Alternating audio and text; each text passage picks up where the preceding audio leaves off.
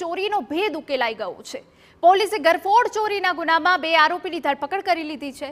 દુકાનમાંથી 11.85 લાખની ચોરી થઈ હતી। ઓળખ છુપાવવા આરોપી બુરખો પહેરીની ચોરી કરી હતી।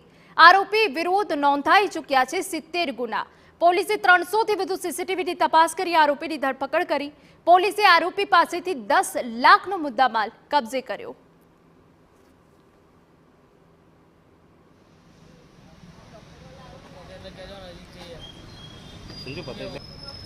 હ્યુમન ઇન્ટેલિજન્સ અને ટેકનિકલ સર્વેલન્સના આધારે 2 આરોપીઓને પકડેલા છે, જેમાં એક આરોપીનું નામ છે લાલા ઉર્ફે નેલુ ઉર્ફે ગુરખા ઉર્ફે રાજ, જે મૂળ ઓરિસ્સા ગંજામનો રહેવાસી છે, અને બીજો આરોપી છે ગિરીશ ઉર્ફે ધીરજ વનરાજ પાટીલ, જે જલગાંવ મહારાષ્ટ્રનો રહેવાસી છે।